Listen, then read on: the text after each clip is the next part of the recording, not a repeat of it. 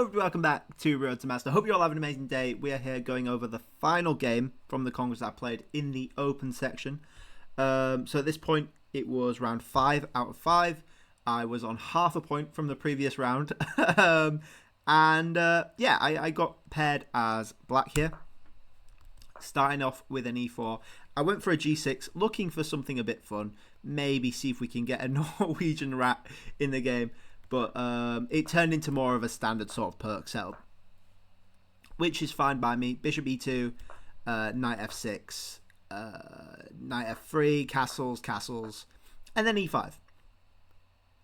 E5 I wouldn't usually do, I don't think, in this situation. But I don't really know what I was thinking. But it invites some interesting possibilities, I think. So firstly, d5, I don't think is great for white. We probably play this more King's Indian-y with knight a5, a6. Maybe they'll play a c4. Maybe they'll even push for an f4. I'm not quite sure, to be honest. But I sort of like this as black. So I don't think they would go for that. They could ignore this, at which point, say if they do something like this, we might go knight c6 and maybe threaten this, and if they push, we get this more King's Indian structure. Obviously c4 hasn't been played, which changes things a bit, but not the end of the world, I don't think. And then we get to what they did, which is exchange. Exchanging leads to some interesting possibilities. We're obviously going to take back. Now, the first thing we need to think about is queen takes, and we'll have a look at that because that's what happened in the game. Alternatively, they could just leave this like a bishop e3. I think could work, allowing me to take, and then you get the open file. At which point, maybe I just go like c6. Looks pretty safe to block out this knight. Apparently bad, though. Apparently bad. Oh, because this pawn's undefended. Duh. Okay, what can we go for then? What can we go for? Knight c6, apparently. Which, I don't know about getting the knight in there. This isn't a position I particularly like, which is why I don't usually play e5. I'm usually more of a c6 type of person in the perk. But luckily for us, they decided to trade off with queen takes d8. Queen takes d8, and now you'll see this pawn is hanging.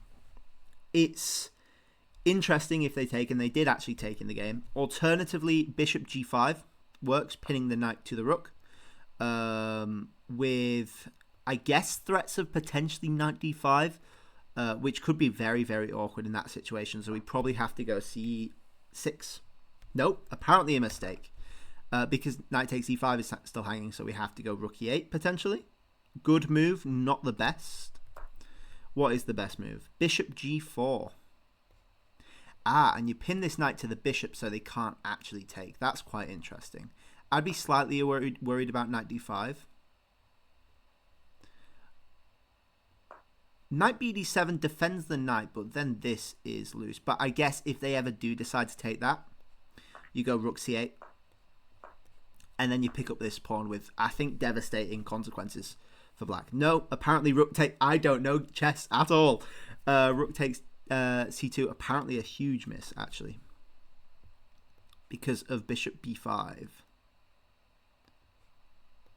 Bishop b5, bishop d1 apparently works as well, but bishop d5, you're threatening to take this knight, at which point, you know, after rook takes, you're not going to have another defender of the f knight, which is quite serious, actually.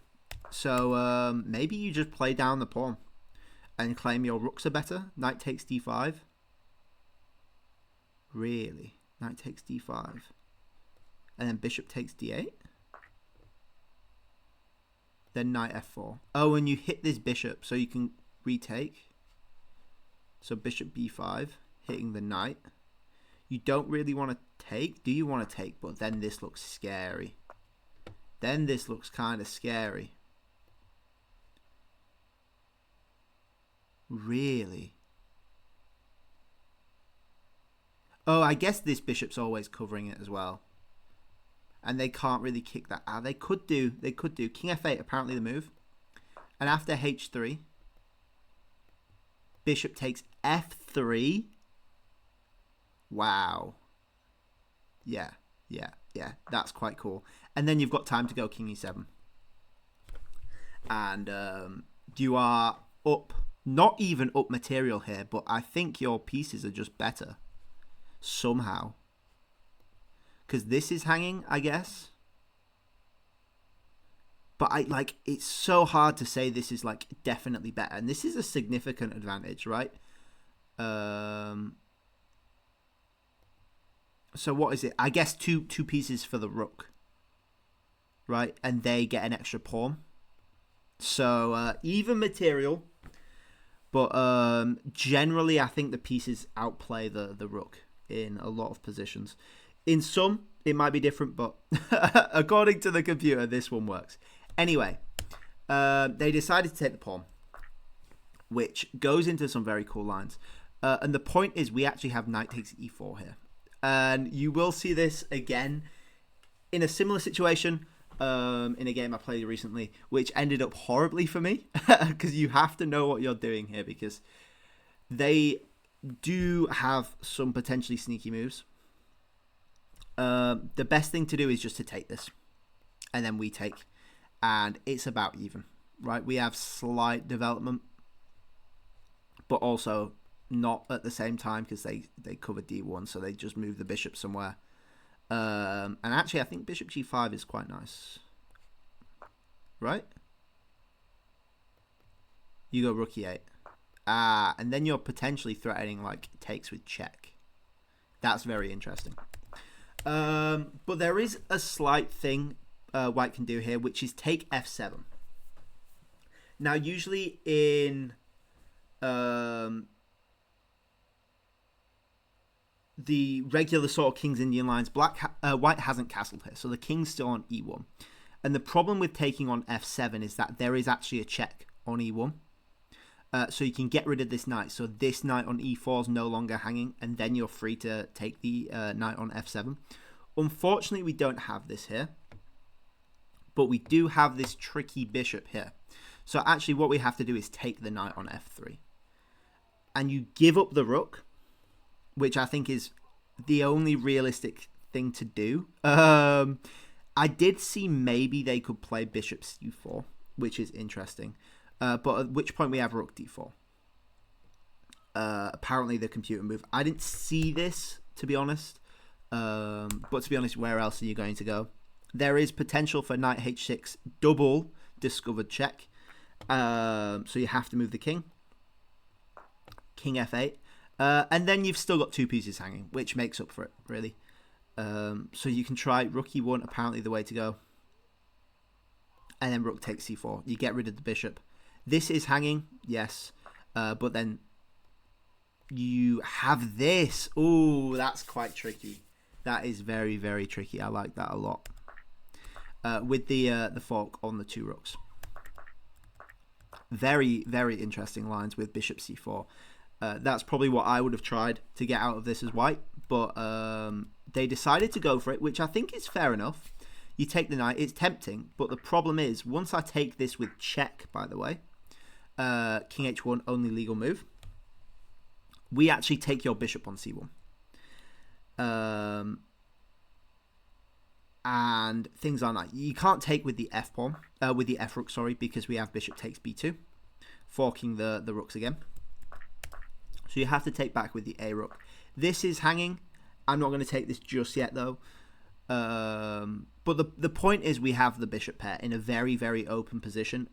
We have a very slight lack of development with the knight and the rook. But if we can fix that problem, I think we should just have a good position, because generally the bishop pair is better than the rook. Not all the time. You've got to be careful, but especially in this situation, I think it's better. Anyway, so I have three choices actually on how to develop my pieces.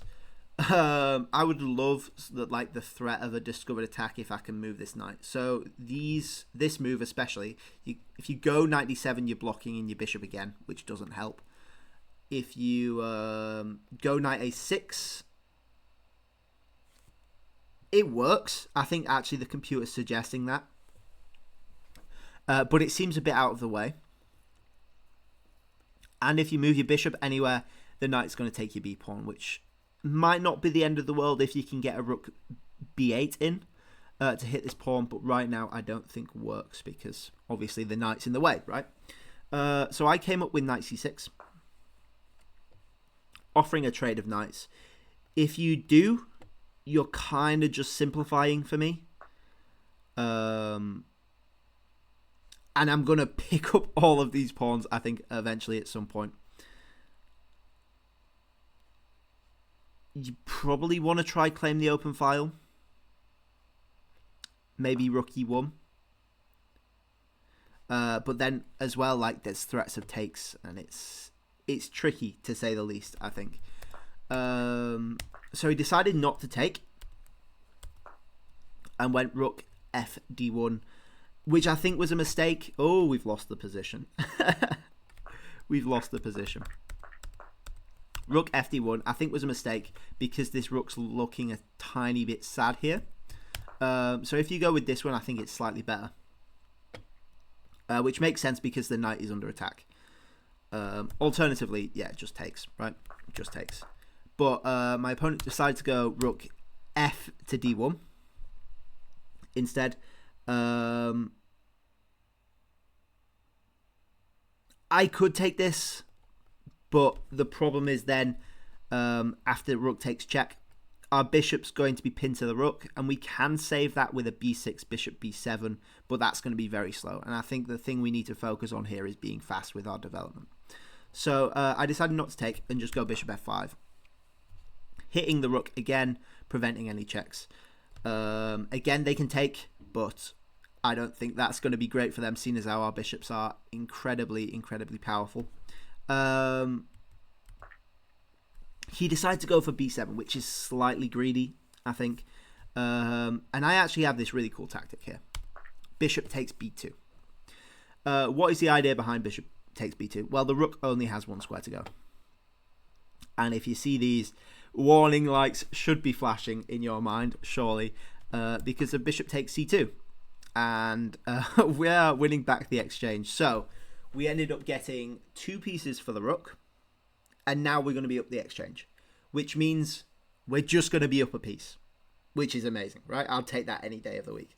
You can try a few ways to get out of this. Rook d2, I think, could potentially work, going for this. Or you could try rook takes b2. But the problem is, either way, you're sort of left with this nasty pin. After rook b8, a nasty pin on your rook. I think maybe rook d2 here must be played. And we probably just go back this way, cover d7, and we're very happy in this situation. Like I said, just clean up a piece. In fact, that's actually what he did. That is actually what he did. He tried h3, both to kick the bishop and give him some room to avoid a back rank mate. Bishop f5. I really would like to get him to do this because I would like to do check. If he steps too far, he realizes he can't let that happen, so he plays f3. Rook b8, kicking away the knight. Things get a bit complicated here because I don't want to... Although I am up a piece, I still need to be clinical, I think. Rook d8, offering a trade of rooks, which would help me a lot, especially seeing as how we've got the pass pawn, which is slightly annoying because we can't move it with this knight here, but also we don't really want to move the knight because it's covering some key squares as well for their rook, which is slightly annoying. Rook b2 is annoying because it's threatening rook b7 with knight a6, and I'm potentially running out of ways to defend the c-pawn, which is slightly tricky. So we go rook d5, kick the knight, knight a6, and then we go rook d7. Rook d7 defends the pawn for now. Rook b7 hits it again. I'm in a bit of a pickle here. So, what can I try? If they take with the knight, let's say we waste a move and they take with the knight, it's a pin, and they're going to really struggle to get out of this pin. In fact, I think they're probably just losing the knight because they can't take this A pawn, and they can't really go anyway. So I'm going to go like rook f7, and then rook c, bishop c8, and hit the knight, hit the rook, sorry, and then just take the knight. Right, that's the easy way around. If they take with the rook here, I'm probably just going to end up trading and just pick something off at some point and just claim I'm up a piece, right? Which is a bit boring, but interesting. So I go rook e7, and the idea behind rook e7 is that it's very quick to be able to go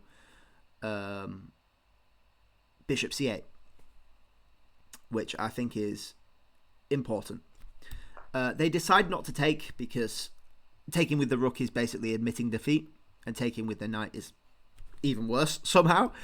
So they go back to b2, king f7. I'm starting to develop my king now, which is necessary, as we know, in the end games. Defend these two and then just start pushing stuff, right? g4, bishop e6, looking after this pawn, trying to control the knight a bit, I guess, as well. King f2. Yeah, I'm also threatening bishop d5, by the way, to take, which will not be nice. And after king g2, I thought, what is the best way to trade off the rooks? And I see this square on e2, which conveniently is a light square, which is great. So I really want to play bishop c4, hit the knight, and then force a trade of rooks and just win. I don't really care about the c-pawn, like we said. I'm up a piece, right? So bishop c4, knight c5, makes sense. Takes. And then we're just up a piece, right? We hit the pawn, move the king over. Try to play things nice. Knight d8. I think it's important to try relocate to e6 a bit more central, I think. And then allow the pawn to be pushed as well. King d6, activating our king. The knight goes back to d3, I think looking for knight e5. But here, we throw in the check, and then we push c5. And they're going to have a very, very, very hard time stopping this pawn. Especially if I manage to trade off one of the pieces, I'm going to be so happy. Bearing in mind, this f-pawn is slightly loose as well. They go f5, trades off, and then knight g7. I think was slightly sloppy, but we are hitting it. And we are also threatening just to promote, right? So we've got a bit of leeway here. Knight f4, looking to come in, I guess, and make life slightly awkward for me. But at the end of the day, I've just got so much time, right? They can't ignore c4, because if I take, then what have you got? Yeah. Knight b4, push again. And knight b4 is quite cool, actually, because it's rerouting to stop on c2, which is a better square to stop it on. It's still a light square, which isn't great, because I can just kick the knight out straight away. Or trade off the knight for the pawn. But yeah, we go a5, kick the knight. And then knight d3 is interesting as well. Again, rerouting to stop the pawn on a dark square, which is going to be better considering this knight is on the complete opposite side of the board. The problem is, this is now a light square, so I'm just going to be able to kick it again. Bishop f7, if I can count. I don't really know what bishop f7 was for, to be honest. I think I could just do this, but oh, that was it. There was a cheeky idea here, actually, of knight takes f5, which is really quite cool. And after king takes, you've got bishop f6, and you win back the piece straight away. So that was a cheeky trick I found. King g5, I just take it, right? Same thing if they take. Oops. If they take bishop f6. Actually, king f6 could be a valid attempt. But then probably just bishop f6. Bishop g6, sorry. And then you secure everything. Never mind. They go h5. I'm not really sure why. At this point, you probably should resign. And they basically let me do what I want. Throw in some checks. Take the knight for the bishop. And here, the king's getting in the way of the pawn. And I can try just promote the pawn, right? But why not be fancy? It's the last game, right? And I've got a knight and a bishop. It's not often you get this situation, but for some reason I thought it would be easy to knight and bishop mate, basically. Especially here, like once we get knight e3, the king's forced back. It can go here. Actually, no, it can't go here. I don't know what I'm saying. The king is forced back to these two squares, which are the squares you want when you're trying to do a knight and bishop mate. And it's just a matter of time, you know, you go there. And the key about a knight and bishop mate is you have to check. Well, firstly, you've got to stop the escape with bishop e2. Then you have to check when they're on g1 with the knight. And the only place to do that is one of these two squares.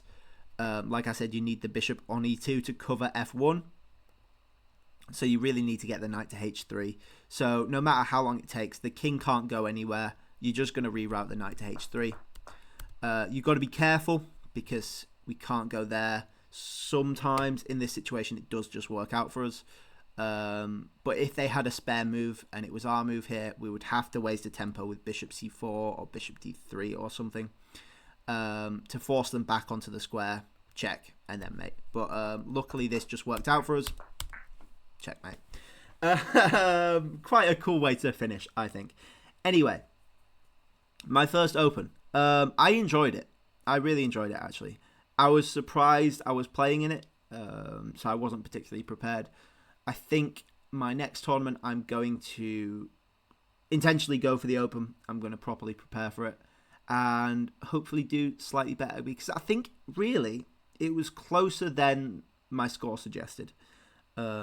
You know, there were 2 games I probably could have won, which might have brought my score up an extra 1.5, which would have been amazing. So yeah, I'm happy with it. I think I'm happy with it. Anyway, we've got a few more league games coming up, so stay tuned for them. Thank you all so much for watching. I hope you all enjoyed. Please like if you liked. Please subscribe if you really liked, and I'll catch you guys all later. Bye bye.